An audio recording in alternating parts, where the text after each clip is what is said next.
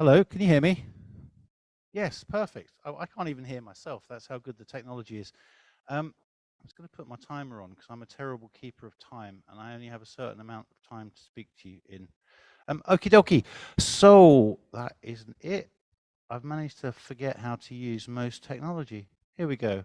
I'm going to talk to you about designing for cognitive decline today. What is that? I'm not quite sure. We made it up earlier on today. It's something we've worked with for a while, but it's not something that lots of people seem to be talking about. So yeah, we're going to do that. My name's Jon Pigrem. I'm an instrument maker and a researcher, mainly based at the University of Sheffield and Queen Mary University of London. I've just finished a PhD in the instrument lab at Queen Mary. My thing's making digital musical instruments out of materials that aren't rubber and plastic, things like this and this, and there's a particular reason for it. It's not that I'm just trying to be awkward or anything. My research explores the role of materials that we make our digital musical instruments from. It questions notions of instrument identity and the commonly overlooked constraints and affordances materials can have on the language of musical interaction in the digital realm. My recent PhD thesis explores the entanglements of materials, humans, and technologies, questioning the personalities of digital musical instruments and evidencing the ability to evoke notions of comfort, approachability, familiarity, homeliness, brutalism, otherworldliness through material-led design. The list of descriptions there are actually participants' descriptions of their interactions with the instruments they used in my last PhD study. Yeah, I make digital musical instruments out of metal and wood and rubber at some cases and plastic. I think we interact with this stuff a lot more than the mappings that happen behind the scenes, or potentially a whole lot more than the sound they make at times.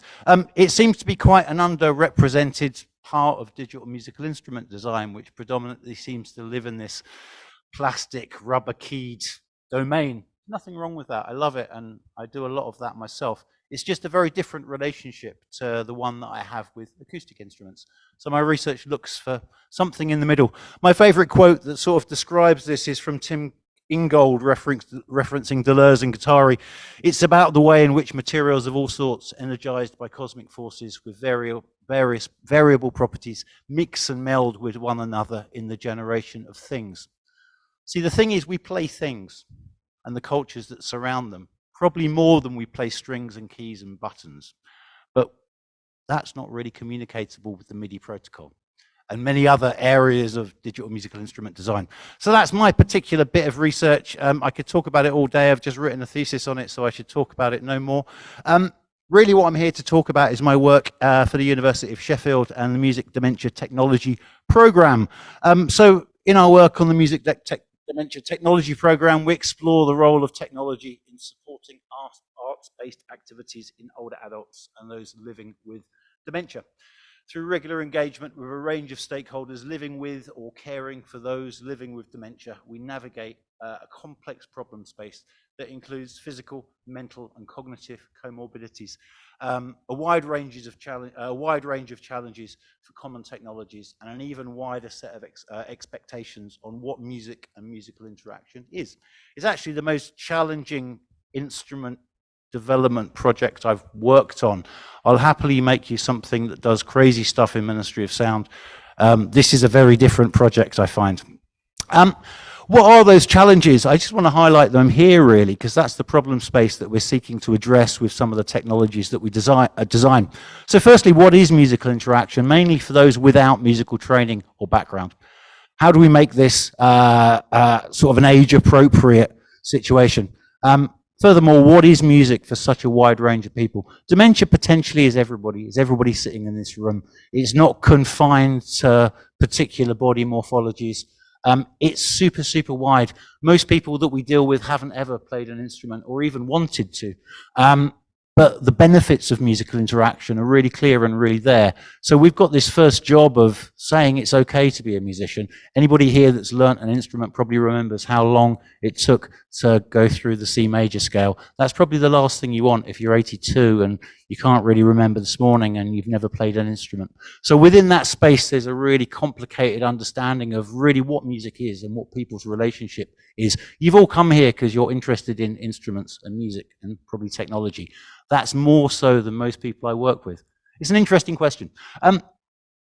Leading on from that, how do we embed agency and autonomy for diverse user groups within these experiences? How do we even assess things like agency and autonomy with people that potentially you'll get a wink after 3 hours with some? Others, you'll never know they've even got dementia. As I say, it's such a wide group of people, it's incredible.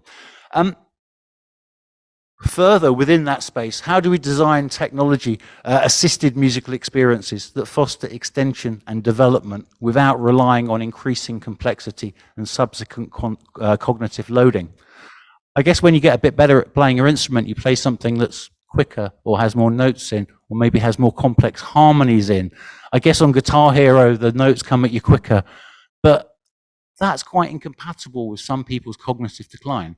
So how do we make lasting, rewarding experiences, which is exactly what music and musical instruments should be, for people that potentially have lost the ability to use the remote controls over the last 6 months and stopped driving the car a year ago. My dad's got dementia and he's progressing through this, so I have a lot of personal experience in quite what that does to ideas of who you are, your autonomy, your personality. We need to make experiences that step in there. This has been another real big design problem, or design challenge, I should say, for us. Slightly off the point, but looking at the future of many ADMIs, I often come back to the question of how accessible is accessibility.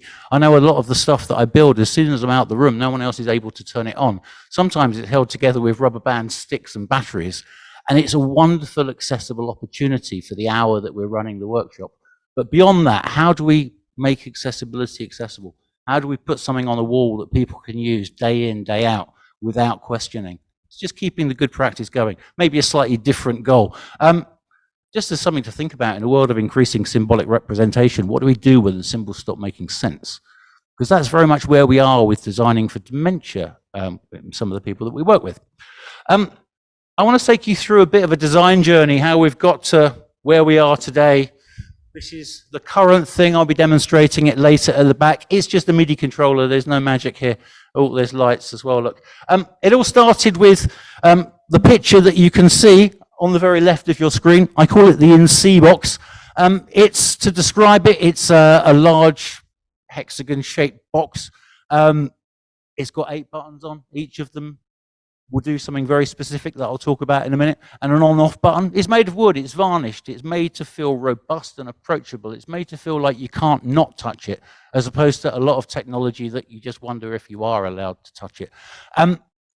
The picture in the middle at the bottom is of it in use. It has very arcade-style interaction. There's lots of feedback in terms of LEDs. This was actually quite a disruptive design choice. It's an arcade machine that plays new classical music. People used it straight away without questioning, and they were very quick to tell us what they thought of the music. We learned a lot that day, more from disruption and changing what people expected from music and technology.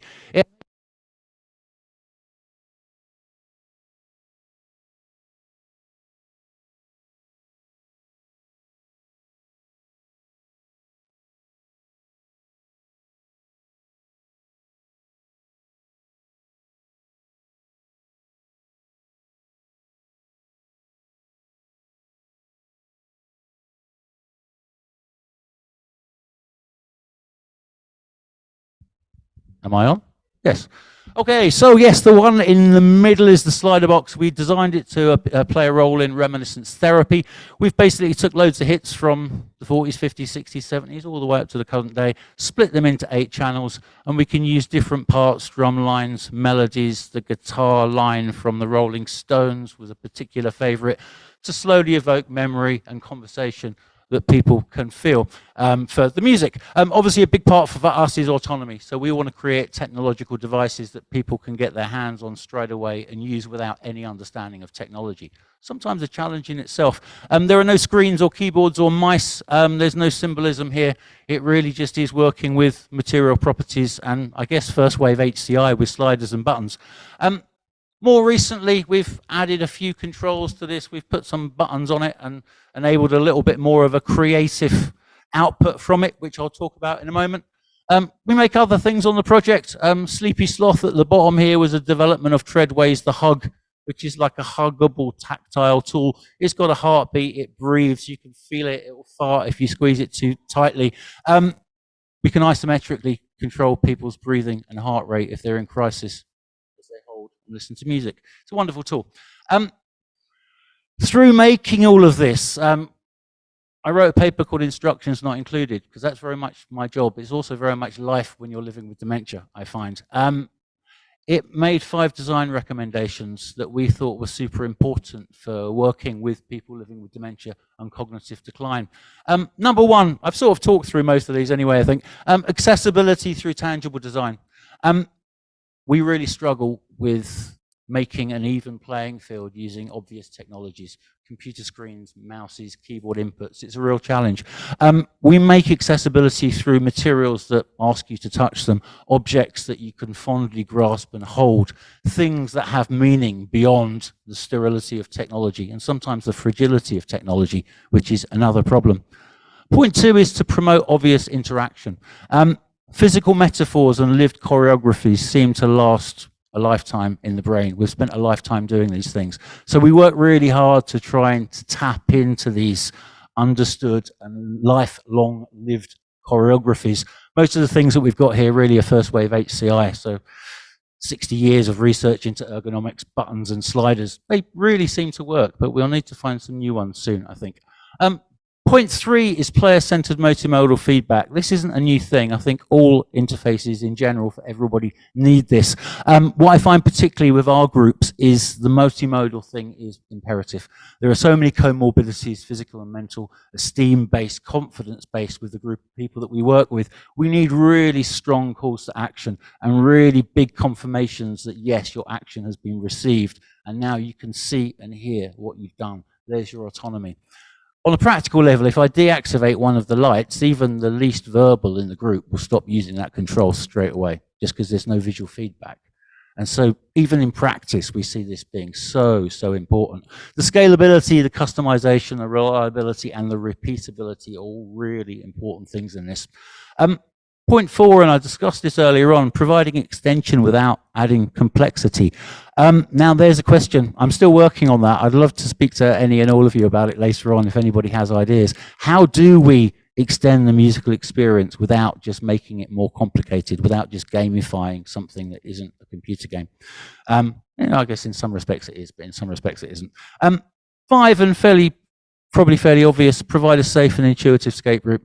We found that anxiety happens in interaction, whether that's in one-to-one or individual situations. We've got lights, we've got sliders, we've got sound. It all builds up. So potentially the first and the most important button on any of our devices, it's right here on this one. There's the slider box. I've realized it's been on the table the whole time and I should have been waving it. Yeah, the first button we introduce people to is the escape button. This is how you get out if it gets too much. Rarely it's rarely used after that first introduction. But knowing it's there really changes the way people interact. I'd like to share a couple of videos. They're really short. They're literally 1 minute. These are part of a group that we work with up the Darnell Wellbeing Trust. They're up in Sheffield. They're a group of elderly adults living with dementia. We'd like them to make music. They've never made music before. This was their first go. So what should we do?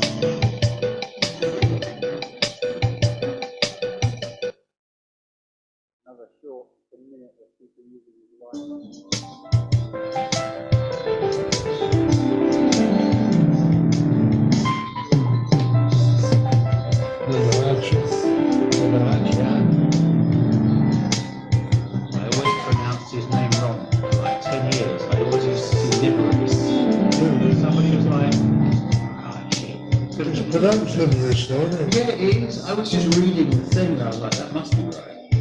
I know nothing, really.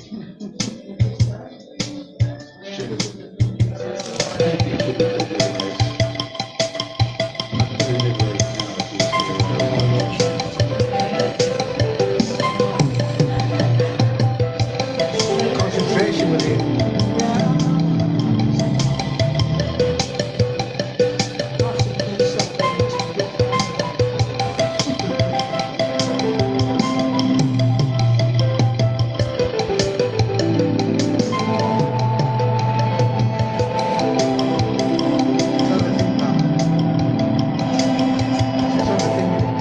I should do a quick audio description. At the moment on the screen there are two gentlemen which are part of our Darnell Health Wellbeing group. Each week for 3 consecutive weeks we met with this group and introduced new instruments that they could use for listening, creating, sharing music.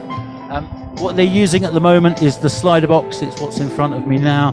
It's a wooden box. It is just a MIDI controller, but it is a wooden box.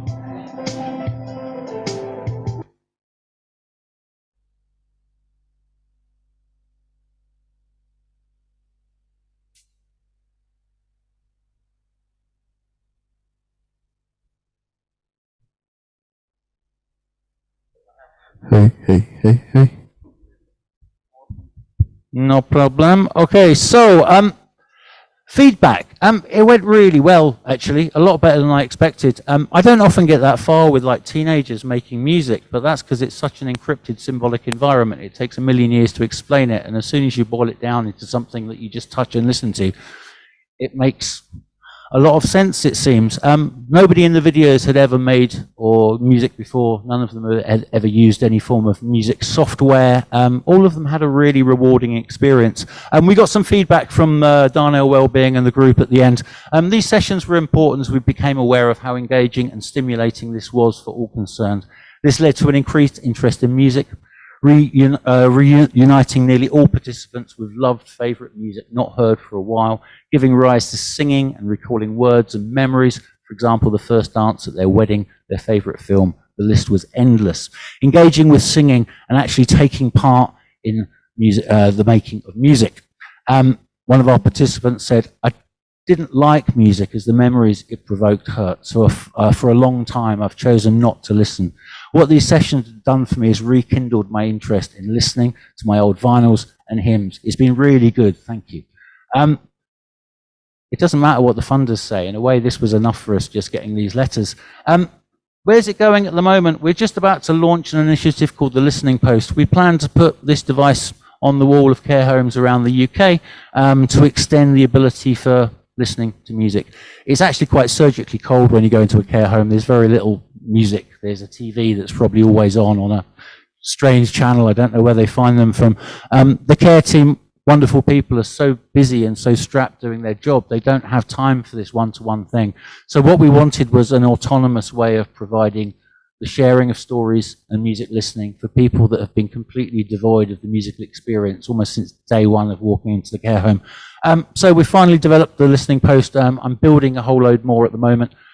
We've recorded lots of stories of people talking about their lives, their dementias, their memories, their diagnoses. Why? Because they don't share that generation, and it's years into their diagnosis before they start accepting it. And so we really thought it was important to get the stories out there, get the listening out there. It's so funny, you see the non-verbals with the headphones on, they'll know more of the words and melodies to the jazz standards than I do as soon as they're plugged into this. It's just a real amazing way of breathing some more musical life into what's going on, and also giving cues for identity, agency. Who are they in their dementia? Music is a really good thing that helps with that.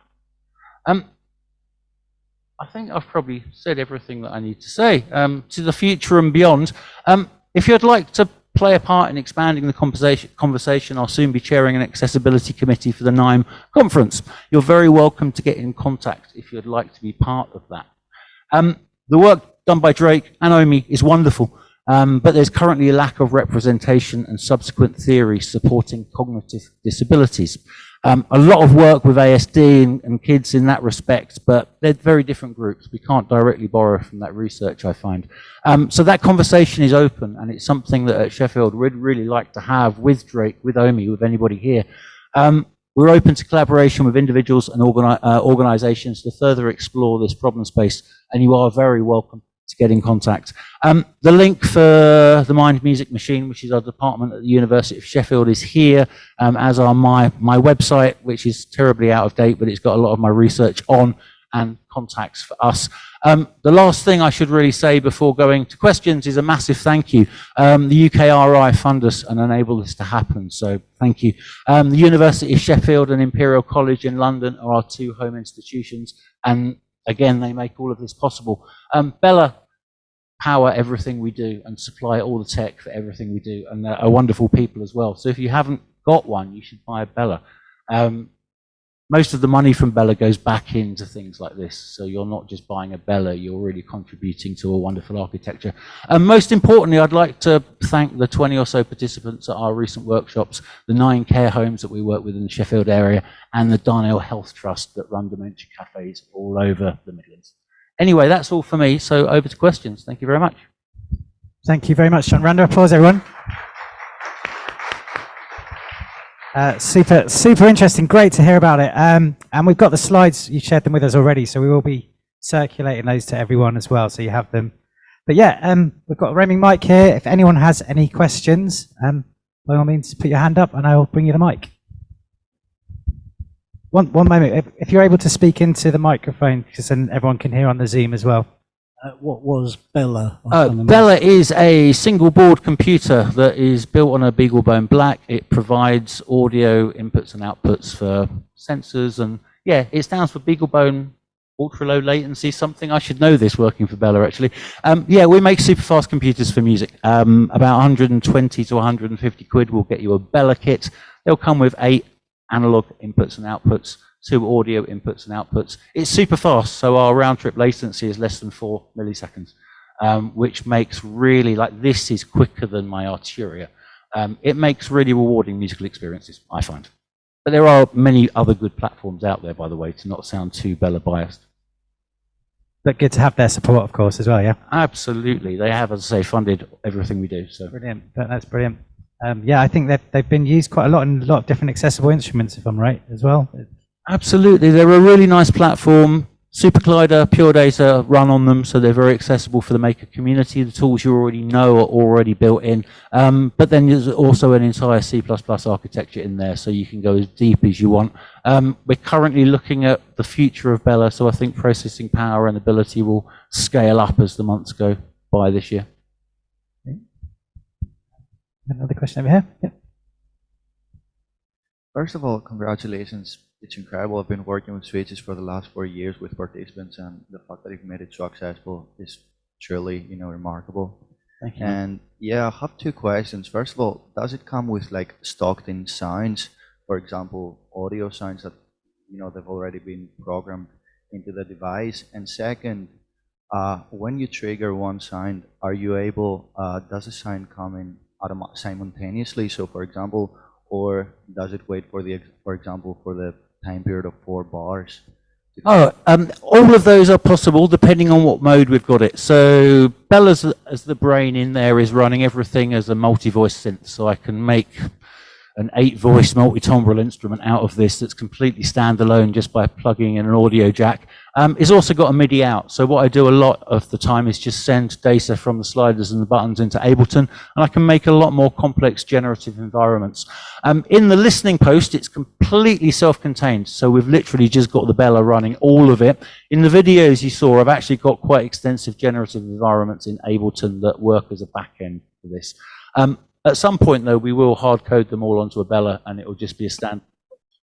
I really don't like onwards, and then assess, which we're doing around Christmas time, to bring the team together to create code it or do it in PD, Bella will do it for you. Any more questions? Oh, yeah, over in the chat, of course. Not to forget the Zoom. Great, I'll hand over to Deborah. Can someone please explain NIME too? NIME is a conference. It stands for New Interfaces for Musical Expression. It's a conference that's been running. It started in 2001 as a workshop at the CHI, Human-Computer Interaction Conference. It's an area of HCI that's sort of broken away with a focus on musical interaction. So a lot of what I do is very much sonic interaction design and HCI, but within a performance-based environment for musicians. NIME is an amazing community for that. So it's quite a small conference, 200 or 300 people every year, but we're 20 years into meeting every year and sharing theories about making digital musical instruments and interfaces for new musical expression. So that's NIME. It's very good to be involved. So if you haven't, check out NIME. It's, yeah, a great thing.